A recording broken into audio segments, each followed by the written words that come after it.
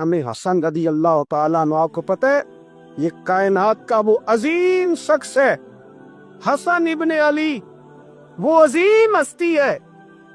इसने ताज छोड़ दिया, तख्त छोड़ दिया, पर नबी पाक की उम्मत को जोड़ दिया। नबी करीम ने इनको अपने साथ बिठा के कहा था, सही बुखारी में मौजूद है, कहा कि मेरा बेटा हसन सैयद है, या मुसलमानों की दो जमातें लड़ेगी तो ये सुलह कराएगा। हजरत इमाम हसन ने तख्त छोड़ा, लेकिन मुसलमानों को आपस में इतनी बड़ी कुर्बानी। ओ खुदा के बंदो, हम 2 मिनट के लिए चुदराहट नहीं छोड़ते, दीन का नुकसान कर देते। इमाम हसन ने पूरी हुकूमत छोड़ दी, पूरी हुकूमत। इतना बड़ा सकी कम आपको मिलेगा जो सखावत करे और नबी की उम्मत को बचाए सल्लल्लाहु। इमाम हसन का भी दिन मनाना चाहिए कि नहीं? उनके यौम विसाल पे भी कुछ जलसा कर लिया करो, बड़े हैं इमाम हुसैन से। जिधर सारा ज़माना चलता है उधर चल पड़ते हो। हदीस में जहां जहां नाम आया ना, पहला इमाम हसन का है, दूसरा इमाम हुसैन का है, और इमाम हुसैन के अपने जुमले हैं। फरमाते हैं निरा मेरा भाई नहीं, मेरा इमाम भी है, मेरा इमाम भी है। और आप फरमाया करते थे मैंने बड़ी चीजें उस हसन से सीखी हैं। जो उन्होंने सीखा एक बताऊं उसमें से? कुछ लोग थके हैं आप में से, हालांकि मैं तो ज्यादा सफर करके आया हूं। अर्ज करूं जो उन्होंने सीखा है, सुनो। इमाम हुसैन खुद बताते हैं, फरमाते हैं कि अब मेरे भाई ना इमाम हसन अपनी एक बीवी को तलाक देना चाहते थे, इख्तलाफ शदीद हो गया, बात तलाक तक आ गई। मुझे पता चला तो मैं पहुंचा, मैंने कहा भाईजान क्या इख्तलाफ है भाभी से? सुना तलाक देने लगे हैं। फरमाया हाँ तलाक दे दूंगा। चली गई है मेके। फरमाया बताएं गलती क्या, क्यों दे रहे हैं? तो इमाम हसन फरमाने लगे हुसैन आपने कुरान नहीं पढ़ा? मैंने कहा जी पढ़ा है, बताएं। कहने लगे अल्लाह फरमाता है हुन्ना लिबासुल लकुम व अंतुम लिबासुल लहुन, मर्द औरतों का लिबास है, औरतें मर्दों का लिबास है। फरमाया मेरी बीवी में कोई कमजोरी होगी तो मैं पर्दा डालूंगा कि दुनिया को बताऊंगा? इमाम हुसैन कहते मैंने उठ के भाई का हाथ चूमा। मैंने कहा आयत मैंने पहले भी पढ़ी थी, तफसीर आज समझ में आई है, तफसीर आज समझ में आई है, मेरे बड़े भाई ने समझाई है, समझ में आई।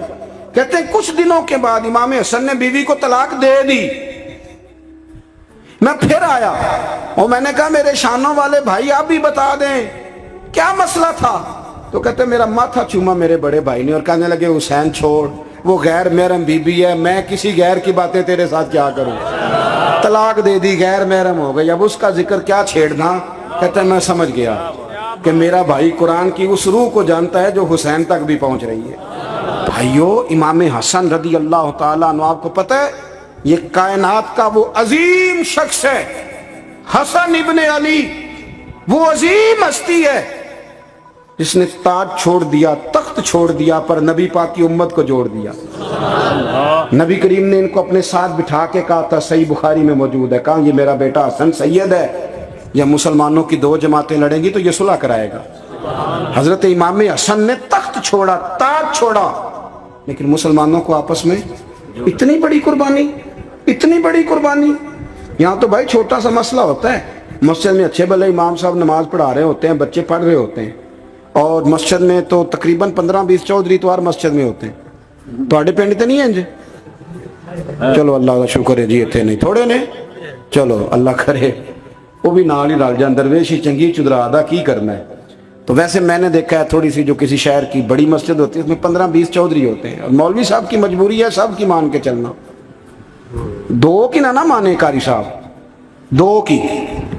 अब वो ये नहीं देखेंगे कि दीन का नुकसान हो रहा है, मस्जिद का मसला है, बच्चों का मसला है, उनको तो ज़ात का मसला है, मेरी नहीं मानी लिया था छुट्टी। वो खुदा के बंदो, हम 2 मिनट के लिए चुदराहट नहीं छोड़ते, दीन का नुकसान कर देते हैं। इमाम हसन ने पूरी हुकूमत छोड़ दी, पूरी हुकूमत। इतना बड़ा सखी कम आपको मिलेगा जो सखावत करे और नबी की उम्मत को बचाए सल्लल्लाहु।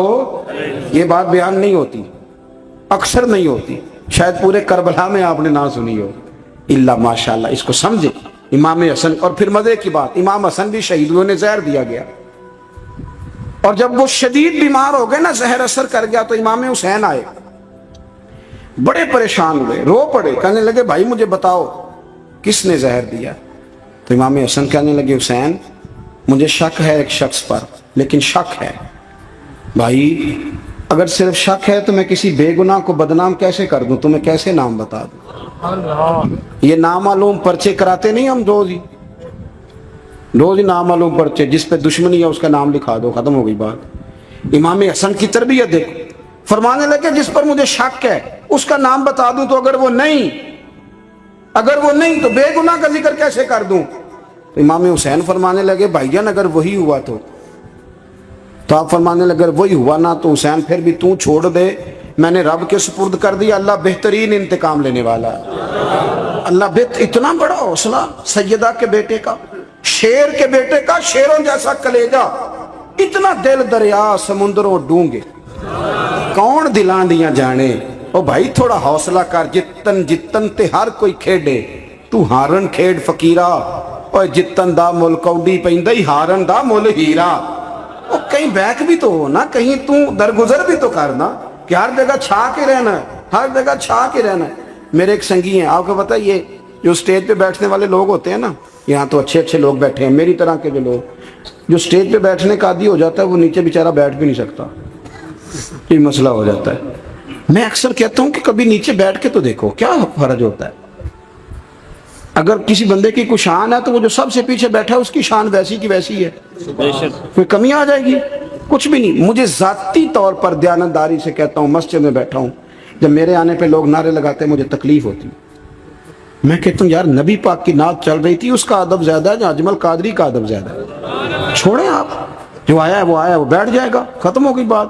اور ویسے بھی جو لوگ جلسوں کے لیے محنت کرتے ہیں نا، بیچارے اشتہار لگاتے ہیں، مسجد کی صفائی کرتے ہیں، جو لنگر پکاتے ہیں، وہ تو اسٹیج پہ آتے نہیں، حالانکہ زیادہ ثواب تو ان کو ملتا ہے، وہ تو پیچھے چھپے ہوتے ہیں۔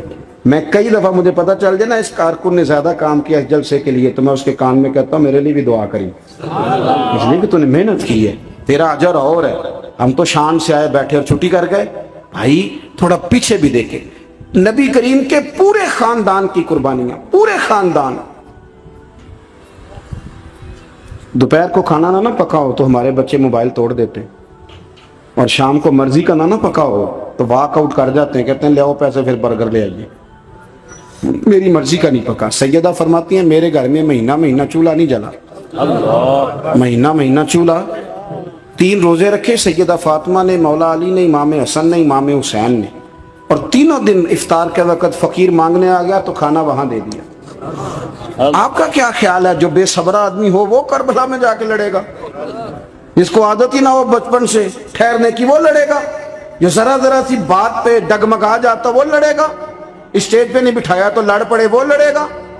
او خدا کے بندو، بڑا حوصلہ چاہیے، بڑا ظرف چاہیے۔ امام علی مقام کا ایک قد ہے، ان کا ایک وقار ہے، ان کا ایک حسن ہے۔ امام حسین رضی اللہ تعالیٰ عنہ نے 25 حج کیے ہیں مدینے سے مکے پیدل جا کے، دونوں بھائیوں نے۔ ہر روز 10 سپارے قرآن پاک کے امام حسین پڑھتے تھے۔ حضرت عبداللہ ابن زبیر کہتے ہیں میں سیدہ فاطمہ کے بیٹے حسن اور حسین سے جب بھی ملا ہوں دونوں بھائیوں نے روزہ رکھا ہوا ہوتا تھا۔ انہوں نے اپنی زندگی تقوی سے گزاری، پرہیزگاری اور سخاوت۔ سبحان اللہ۔ پتہ ہے سخی مالدار نہیں ہوتا، حضور نے فرمایا بندہ دل کا غنی ہوتا ہے۔ مالدار تو بندہ بنتا ہی تب ہے جب پیسے جمع کرے، سخاوت کرنے سے تھوڑی مالدار بنے گا۔ اس لیے درویش کہتے ہیں مالا والے سخی نہیں ہوندے، سخیاں کل مال نہیں ہوندا۔ سنیں جی، سنیں، بہت بڑی سخاوت کی اپنی زندگی میں، ساری زندگی سخاوت میں گزار دی، ساری زندگی۔ امام حسن نے بھی، امام حسین نے، جو آیا دے دیا، جو آیا دے دیا، ہزاروں دینار آتے۔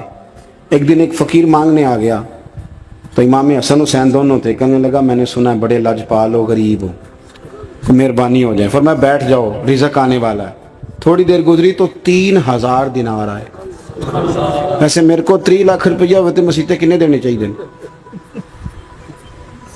میں اپنا پہ پوچھنا، تھوڑا تے پوچھیا ہی نہیں، میں مشورہ پہ لینا۔ 3 لاکھ جو میرے کو ہوتے مسیطے کنے دینے چاہیے؟